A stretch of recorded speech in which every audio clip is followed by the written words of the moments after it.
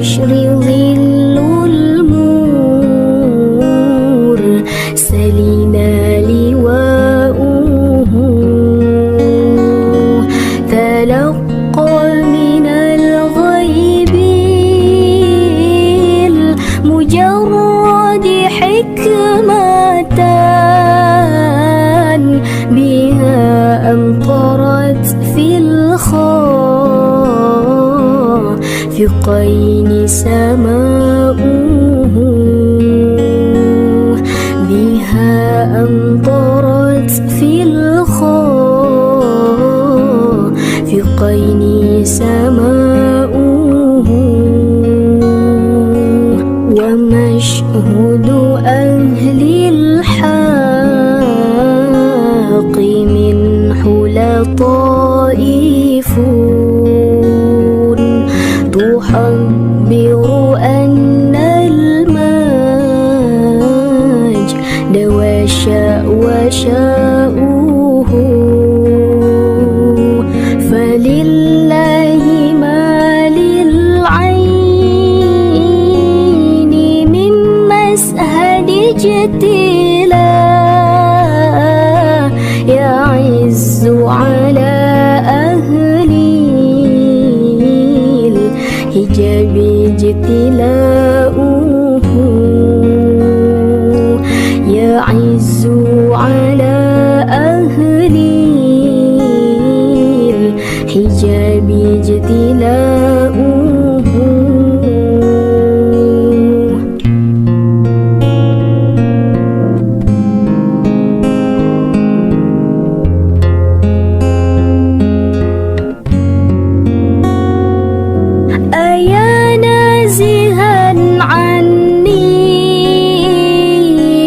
ومسكنه الحاشا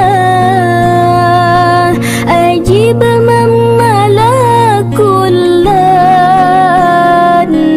نواهي نداؤه أجب من تولاه الحوافيك وامضي فيه أجب من تولاه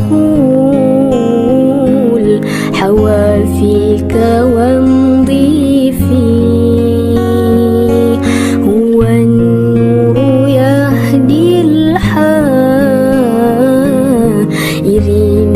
ضياؤه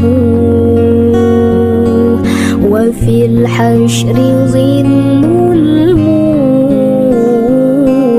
سلينا لواؤه تلقى من الغيب المجرد حكمة بها أمطرت في الخافقين سماؤه أمطرت في الخافقين سماؤه. Assalamualaikum.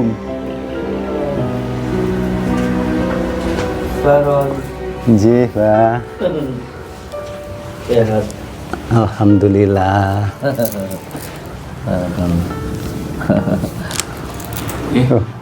Nggih. Nggih, alhamdulillah. Ini direkam. Ada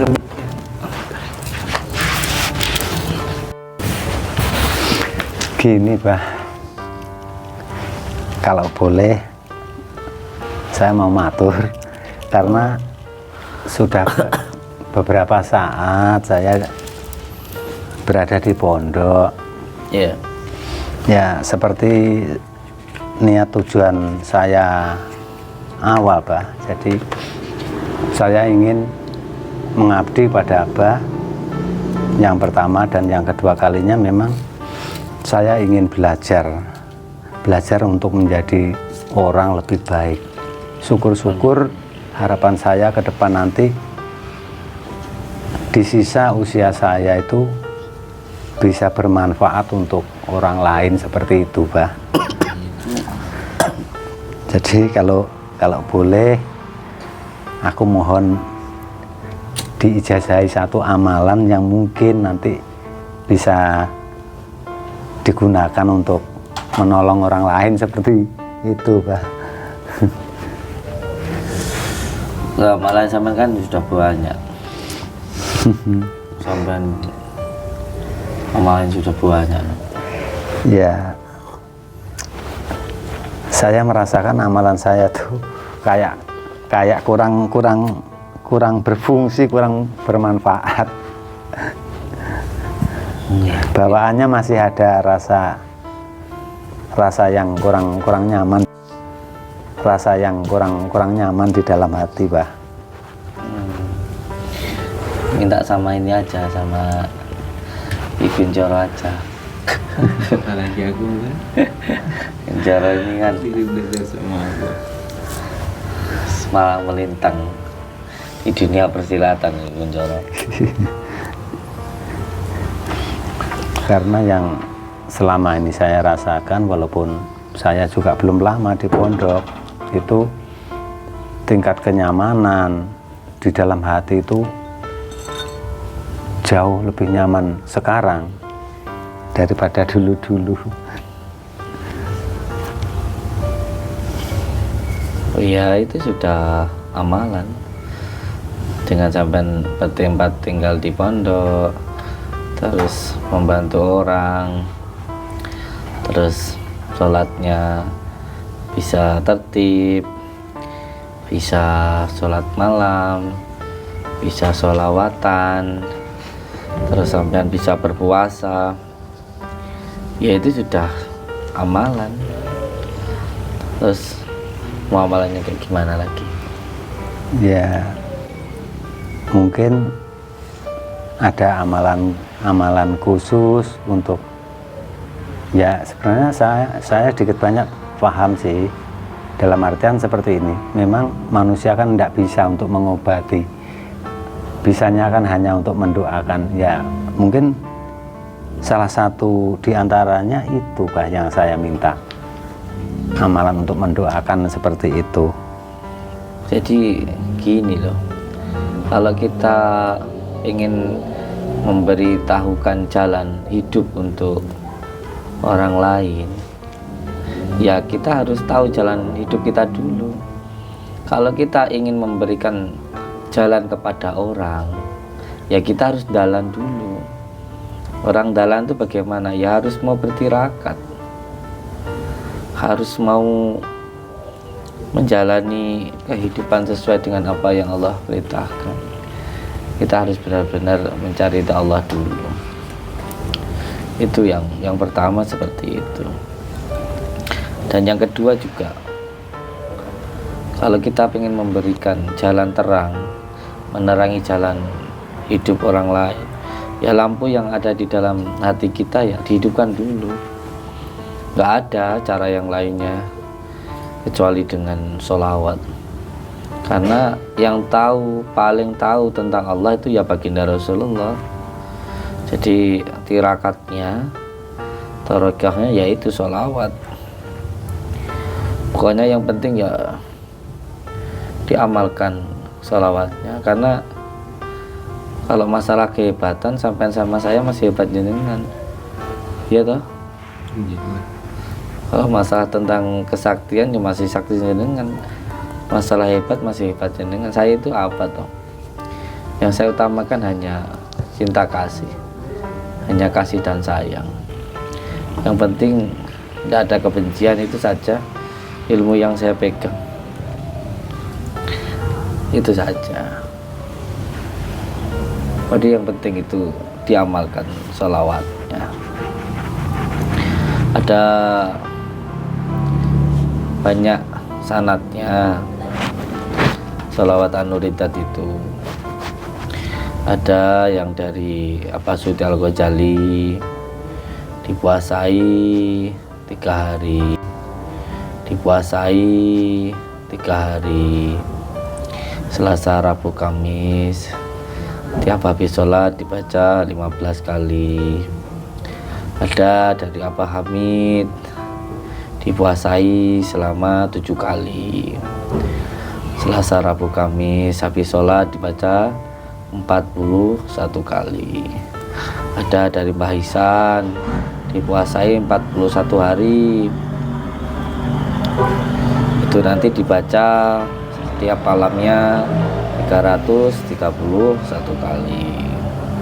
Ada dari Gus Rohim dipuasai mutih 7 hari. Tiap harinya, tiap malamnya dibaca 1200 kali. Ada dari Abbas Kumpul, itu dipuasai 2 tahun.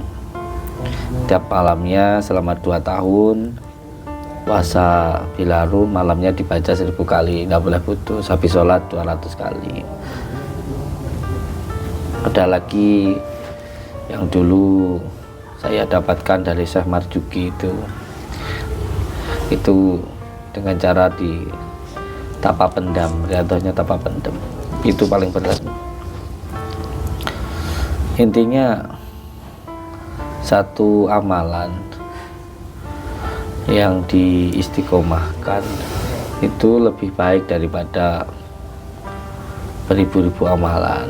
Satu amalan aja dulu dipegang, sampai kita itu benar-benar bisa menjalankan, mengamalkan, dan memanfaatkan, menggunakan. Kita punya banyak pedang, pisau, golok, tapi kalau nggak pernah diasah ya percuma.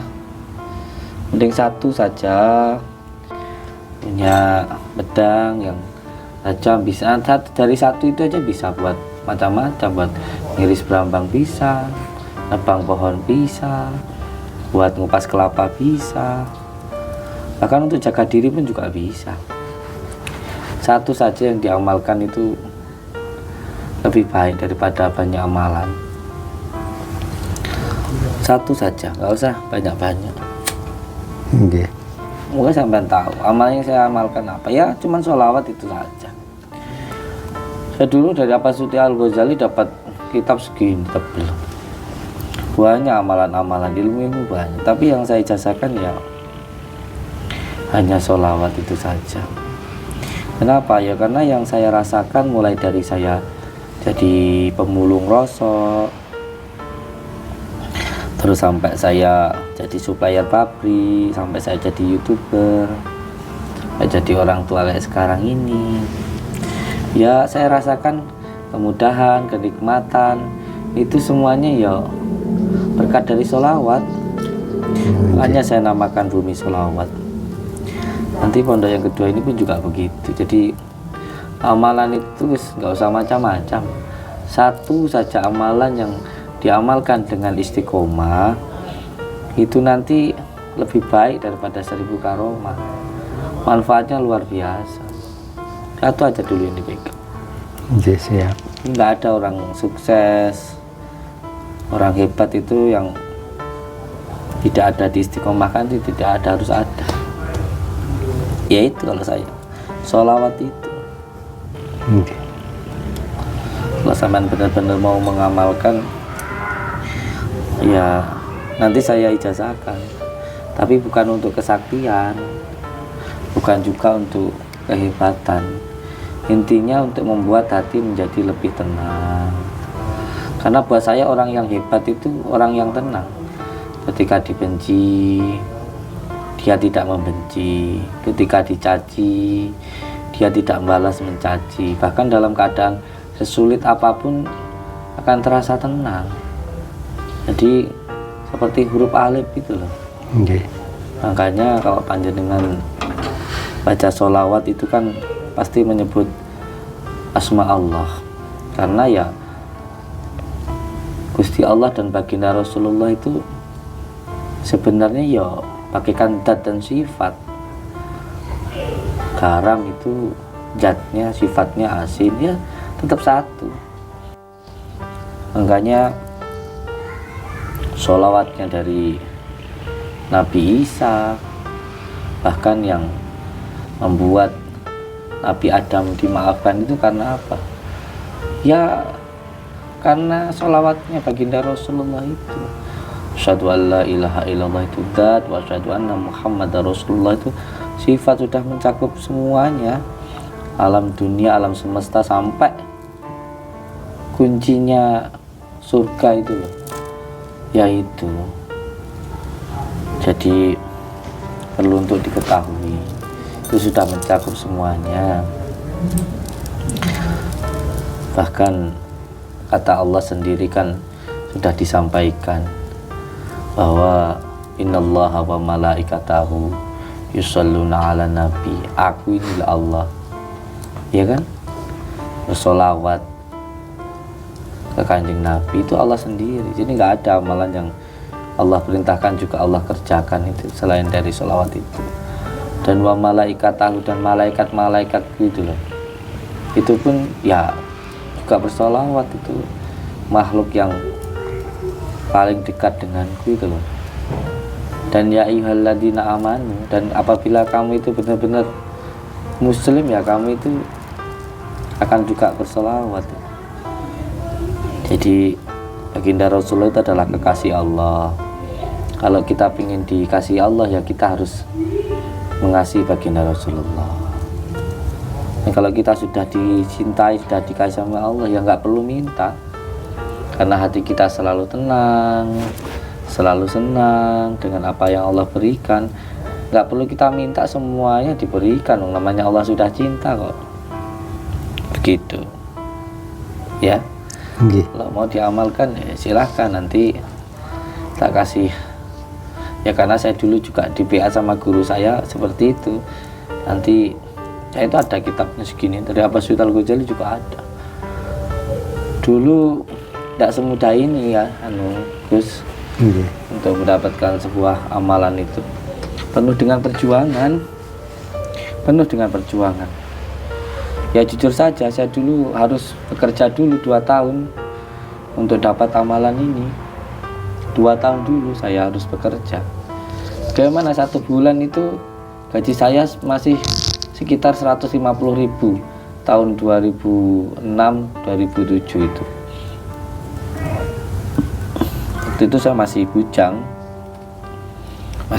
belum menikah. Jadi saya bekerja itu gaji saya itu masih sekitaran 200.000. Kalau tidak salah pastinya itu 280.000 lah. Itu gaji saya 1 bulan. Dan waktu itu kafarohnya untuk meminta ijazah ini berapa? 5 juta. Bayangkan, untuk dapat 5 juta itu saya harus bekerja berapa lama. Tapi memang seperti inilah ketika kita itu mau mencari ilmu.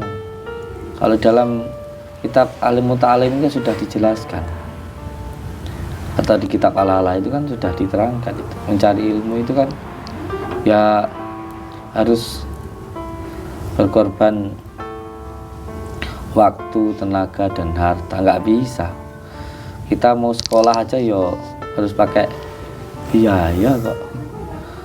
Jangan dipikir ilmu agama itu hanya untuk akhirat saja. Kata siapa?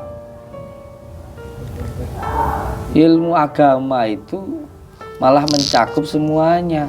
Loh, sekarang hanya untuk dapat ilmu dunia saja rela jual sawah, rela kehabisan biaya, tenaga, waktu, dan lain sebagainya kok. Itu aja dikejarnya, nggak heran. Nggak gampang kok, penuh dengan perjuangan. Loh, sekarang untuk mendapatkan ilmu yang dunia akhirat dua-duanya itu orang nggak percaya, orang gampangin. Padahal semua yang diajarkan di dalam agama itu juga untuk dunia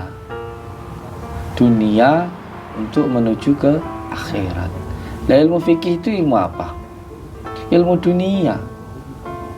Itu juga yang menyelamatkan kita di dunia sampai ke akhirat. Bagaimana kita masuk kamar mandi, bagaimana cara toharoh bersuci, najis itu ada berapa, mulai dari mughafafah, mutawasyithah, mughaladah, lalu bersihnya bagaimana caranya, Sampai cara kita makan itu bagaimana, cara kita minum bagaimana, semuanya ada, dan itu menyelamatkan kita baik di dunia maupun di akhirat.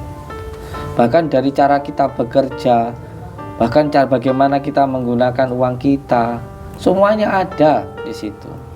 Jadi bukan hanya masalah dunia saja. Salah kalau orang beranggapan itu hanya masalah dunia, malah dunia akhirat ilmu agama itu. Jadi jangan salah. Orang beranggapan orang kalau belajar agama itu nanti gak dapat dunia. Saya sudah membuktikan itu. Bapak saya itu loh cuman guru ngaji. Semua kebutuhannya dicukupi sama Allah.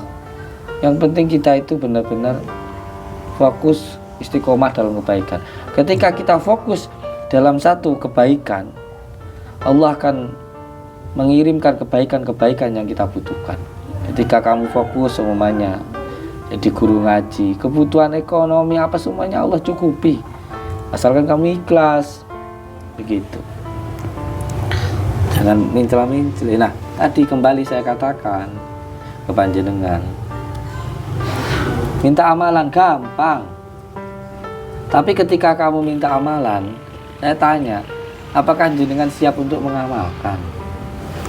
Niat saya udah bulat, Pak. Tak pendem siap. Siap. Lu tenanan iki gak konten. Siap.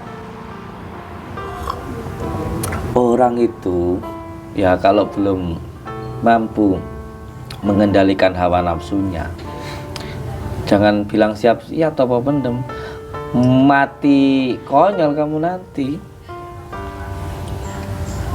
Yang namanya orang hidup dalam mati, mati dalam hidup itu, urip sakjroning mati itu, dia itu sudah tidak lagi terpengaruh dengan dunia, baik itu dengan harta, pujian, cacian, hinaan.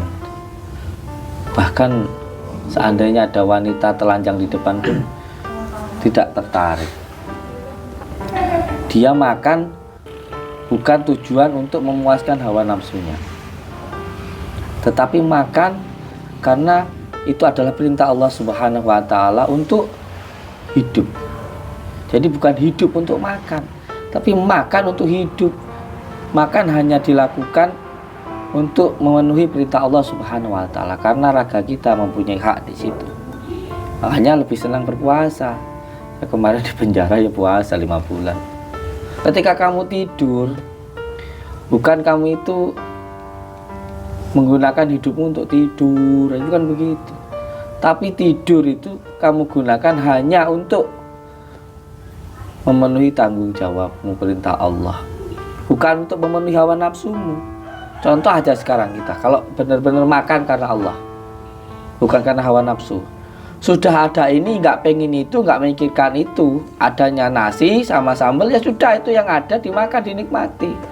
Kamu nggak akan bisa menikmati sambal sama nasi itu kalau kamu masih mikirkan sayur. Nanti ada sayur, kamu minta ayam. Sudah ada ayam, kamu mikirkan kambing. Kamu bisa menikmati makananmu dengan sayur ini kalau kamu masih mikirin ayam. Nggak akan bisa menikmati ini, karena hawa nafsumu itu yang nanti terus menginginkan ini dan itu. Begitu juga dalam kehidupanmu yang lain. Kamu punya istri, kamu nggak punya istri. Nah, saya berbicara seperti ini bukan panjenengan itu saya minta untuk ngabdi sama saya, untuk sampean bayar saya. Enggak, uang saya udah banyak. Bukan begitu. Yang saya maksudkan bahwa ini loh prosesnya, tidak semudah itu. Itu dari cara mendapatkannya saja, nggih. Itu yang pertama dulu. Saya dulu harus sampai 2 tahun, 5 tahun, bahkan pernah disuruh untuk bikin musola dulu, pernah disuruh jalan kaki dulu, seperti itu. Itu baru proses untuk mendapatkannya. Belum lagi waktu melakukannya, itu pun juga butuh benar-benar perjuangan. Ada banyak hal rintangan ketika kita itu mengamalkan. Ada orang itu ketika mengamalkan atau berjalan itu tidak merasakan apa-apa, Akhirnya apa? Kecewa. Ya gimana namanya orang berjalan? Yang pertama ya jelas haus, lapar, ngantuk. Dan ketika capeknya sudah lama dan dia nggak merasakan apa-apa, saya kok nggak bisa terawangan, kok nggak bisa terbang, kok nggak ngerasain ini, dia kecewa. Karena padahal itu ya ujian, karena belum sampai. Makanya amalan itu harus dinikmati. Niat untuk mencari ridha Allah Subhanahu wa taala. Nggak ada yang namanya orang mengamalkan amalan tirakat sia-sia, itu nggak ada. Contoh begini wis, ayah saya dulu, kata Pak Le saya, mondok di Paron, mengamalkan banyak amalan sampai 12 tahun berpuasa. Beliau nggak jadi apa-apa tuh, cuma guru ngaji. Tapi alhamdulillah lihat anaknya sekarang. Walaupun anaknya goblok, nggak bisa apa-apa, nggak pernah ngaji ya, alhamdulillah ya banyak yang percaya. Makanya kita tirakat itu bukan hanya untuk diri sendiri, untuk anak-anak kita nanti. Banyak kok kiai-kiai besar. Itu semuanya ya barokah dari orang tuanya, dari mbah-mbahnya. Nasab itu ya benar seperti itu gitu. Ada nasabnya seperti itu. Tapi ya anak itu harus menyambungkan nasab dengan orang tuanya. Doanya pertama, menyambung ilmunya. Terus yang ketiga, yang terakhir saya katakan, untuk mendapatkan amalan itu, kalau saya sendiri ya dulu oleh guru saya dimasukkan ke liang lahat, bayangkan, dan itu nggak sejam 2 jam loh. Dan saya dimasukkan dulu itu orang 5, yang bertahan cuma 2 orang, yang 3 mundur. Terus sekarang kalau saya dulu dibegitukan sama guru saya, apa kamu mau saya begitukan? Kalau memang itu bisa membimbing saya untuk lebih baik, saya sanggup. Tapi kalau enak apa-apa ya aja salah no, gitu loh. Jangan disalahkan. Ini bukan sekedar ujian, ini benar-benar kenyataan gitu. Kalau benar-benar ya nanti tak bikinkan lubang, ya masukin ke dalam, pamit sama orang tuanya gitu loh, masukkan ke dalam, Enggak apa-apa. kalau memang meninggal ya dibablasnya ya toh. Di amalan itu sebenarnya adalah perjalanan hidup kita. Ingat, hidup itu sebenarnya adalah ibadah. Hidup itu pada hakikatnya adalah dihidupkan oleh Allah Subhanahu wa taala. Jadi ketika kita hidup lalu bisa bermanfaat untuk orang, baik sama orang, ya itu yang Allah perintahkan. Jadi sampean siap untuk dipendam? Siap.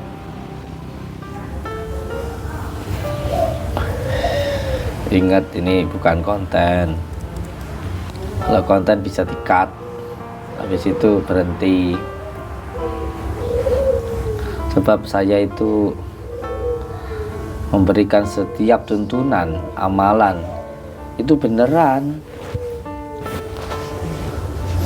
bukan cuma hiburan. Hiburannya ya memang ada.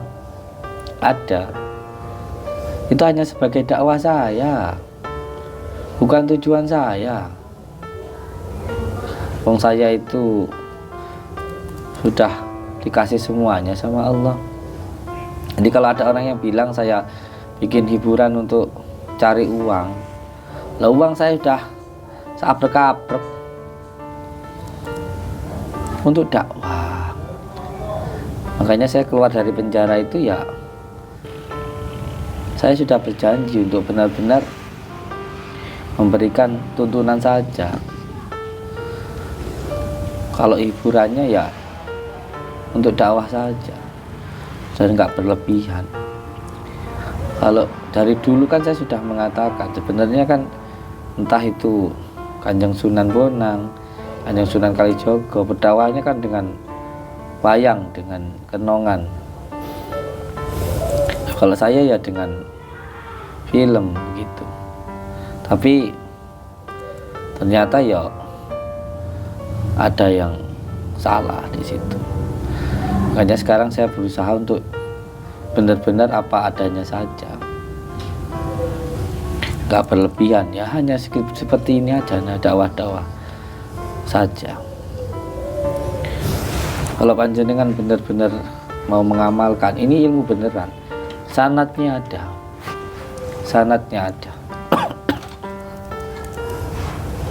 nanti akan saya ijazahkan, ada airnya, ada medianya, nanti saya kasihkan aja dengan siap. Kalau benar-benar siap, Saya siap, Pak. belum lagi nanti ada asrornya, itu juga harus dipahami. Walaupun nggak dipahami, kalau sampean amalkan, sampean akan memahami itu.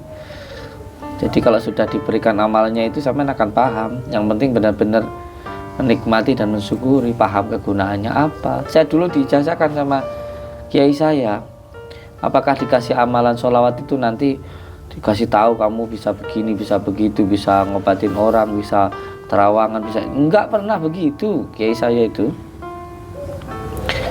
Kalau kiai saya itu memberikan ijazah itu ya cukup ini amalkan ya, nanti kalau belum 14 tahun.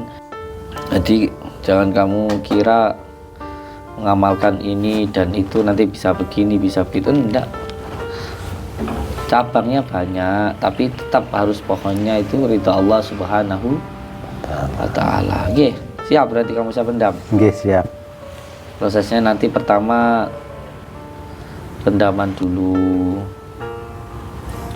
nanti dibuktikan dengan jilat besi, Siap. nanti puasa dulu. Jadi ada yang namanya Upanisa, Kabumian, Upawasa, Muksa, Asofa, Al-Wafa, Al-Jafa. Yang pertama menghilangkan keakuan yang ada di dalam diri kamu dulu. Yang kedua nanti Al-Wafa. Al-Wafa itu apa? Antara mulut dan juga hati, pikiran tuh jadi satu. Intinya nggak boleh berbohong. Dan yang ketiga Al-Jafa, dicaci dan dibully itu sama, tidak ada bedanya, semuanya sama saja. Nanti baru setelah itu empati geni, entah nanti di gua berapa hari, amalkan surat Yasin 41 kali membaca, surat Yasin sehari 41 kali, 41 hari ambil berpuasa. Jadi setelah itu baru saya bisa ngambil tindakan apa, dipendam. Wah, dipendam ya bisa mati beneran. Nanti saya bisa ditangkap polisi, nanti di penjara saya. Prosesnya dulu aja yang harus kamu tahu.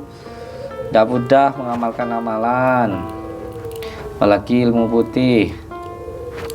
Harus benar-benar menghilangkan keakuan yang ada di dalam diri kita, tak boleh berbohong, baru nanti benar-benar siap untuk dicaci, dibully, mulia akhirnya. Oke. Nah, cacian hinaan itu bagaikan kotoran yang dikasih ke tanaman dulu, menyuburkan sebenarnya. Intinya bahwa setiap musibah itu membawa barokah. Ya nggak boleh buru-buru.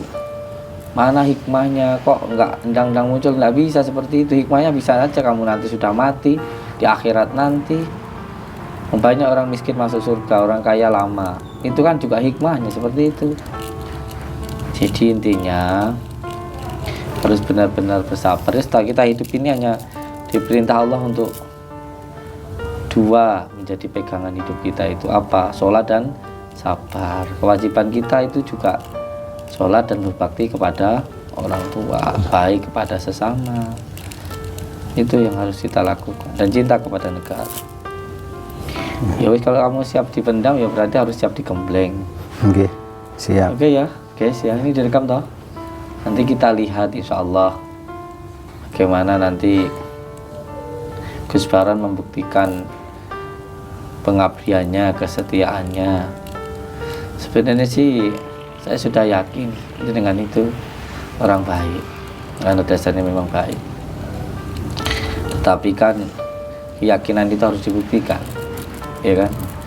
Orang yakin itu karena sudah membuktikan, sudah merasakan kalau di dalam ilmu syariat, tarekat, hakikat dan marifat itu, syariat itu kulitnya, tarekat itu proses mengupasnya, dan hakikat itu ketika kita merasakannya. Kamu tahu jeruk, kamu akan yakin kalau jeruk itu benar-benar manis atau kecut ketika kamu sudah memegangnya, mengupasnya, dan memakannya, merasakannya. Makanya syariat itu adalah kulitnya, tarekat itu proses mengupasnya, hakikat itu merasakannya, dan makrifat itu keyakinannya. Itulah intinya. Kalau sampai nanti dikir sudah tenang, sholatnya sudah nyaman, sudah nggak butuh pujian dari orang, itu namanya sudah makrifat. Itu namanya kamu sudah makrifat, bisa mengerti hidupmu itu kamu dari mana dan sekarang tujuan hidupmu itu untuk apa dan nanti mau kemana. Ini bukan sekedar konten, bukan. Jadi nggak bisa main-main. Kalau sudah masuk di sini ada beatnya. Bisa gila kalau kamu sesuatu hal yang baik dimasukkan pada hal yang tidak baik, gonjang. Makanya saya dulu pun pernah edan, tanya Umi tahu sejarahnya. Gila saya dulu. Intinya sesuatu hal yang baik butuh tempat yang baik. Makanya penghafal Al-Quran seperti anak saya sekarang itu tak kasih tahu memang. Yus, anak saya perjuangannya sekarang luar biasa. Tiap mau subuh harus mandi, tidak mendengarkan musik-musik yang menggugah syahwat hawa nafsu, makannya harus dijaga, pandangan matanya. Banyak kan tahfidz yang gila yang kita bantu ruqyah seperti itu. Karena sesuatu hal yang baik butuh tempat yang baik. Hanya nggak semudah itu, harus menjaga mata, telinga, mulut kita, pikiran kita, hati kita. Harus siap nih, nggih? Siap. Nggih, itu saja untuk kesempatan. Mohon maaf kalau saya marah-marah karena memang bahasa saya begini. Marah itu tergantung dari niatnya. Kalau karena cinta supaya orang itu lebih baik lagi, ya dimarahi harus terima. Saya senang kalau dimarahi kiai saya. Saya itu senang kalau dimarahi kiai saya itu. Makanya saya senang pernah dikatakan sama Abah Yai Gus Kausar itu kalau saya itu tolol atau bagaimana, saya malah senang itu. Karena itu adalah hikmah buat saya. Senang kalau santri dimarahi kiai itu senang. Saya anggap saya ini ya orang bodoh gitu loh. Paham ya? Iya. Insyaallah nanti panjenengan amalkan dulu sholawatnya, Ya. barengi dengan puasa, terus bangun malam walaupun hanya 1 jam. Usahakan bangun antara jam 1, jam 2 sampai jam 3 itu harus bangun. Jam 4 itu udah wajib sholat subuh. Iya. Tapi ada kewajibanmu secara ruhaniyahnya, kamu harus bangun di antara 3 jam itu, karena itu adalah majelisnya malaikat. Doa itu mustajab kalau waktu malam. Pokoknya lewat dari jam 12, jam 1, jam 2, atau jam 3. Sebelumnya tidur dulu nggak apa-apa. Iya. Ya. Iya. Setelah sholat malam, sudah istiqomah, puasanya sudah istiqomah, sholawatnya sudah istiqomah, baru nanti naik dari khotirah malakutiyah menuju khotirah Rabbaniyah. Apa? Al-Quranul Qadim. Baca Al-Quran terus menerus. Surat Yasin 41 kali dalam sehari dan 41 hari. Setelah itu baru panjenengan nanti siap apa enggak siap, Allahu a'lam bishawab. Nanti kita pendam kalau memang Allah berkehendak. Iya. Ngaten nggih? Nggih. Santai aja. Dinikmati perjalanannya. Nggih. Nggih, mohon maaf apabila ada kata-kata yang kurang berkenan, terutama untuk subscriber lover saya. Ini juga kemarin alhamdulillah ada tasbih yang saya rendam dengan air jamasan kemarin itu, ya. Jadi besi yang merah itu dijilat, saya jilati itu terus taruh di air itu, kemelutuk itu namanya jamasan. Ya terserah orang menganggap itu trik atau apa, tapi dalam ilmu Jawa itu ada untuk menjaga lidah kita supaya nggak gampang membicarakan keburukan yang lainnya. Ilmu diam itu penting sekali, sabar itu penting sekali, ikhlas itu penting sekali. Dan ada tasbihnya kemarin kalau nggak salah, ada berapa gitu. Nanti kalau ada yang mau pesan silahkan. Jadi tasbih Jamasan namanya, bilang aja ke admin, namanya tasbih Jamasan gitu aja. Oke, matur suwun untuk semuanya. Duluran selawat simulasi Gusti Allah. Kalau begitu mulai malam ini ya, nanti sampean ikut sama saya ke hutan. Pertama sampean nanti saya rendam dulu ya untuk menekan nafsu amarahnya. Ya udah kalau gitu kita berangkat ya. Assalamualaikum warahmatullahi wabarakatuh. Ikuti nanti warahmatullahi wabarakatuh. Sampean lihat gimana nanti prosesnya di hutan, nanti direkam nggak apa-apa. Itu dakwah ya. Assalamualaikum warahmatullahi wabarakatuh. Waalaikumsalam Jadi warahmatullahi kita berangkat ke hutan ya. Assalamualaikum warahmatullahi wabarakatuh.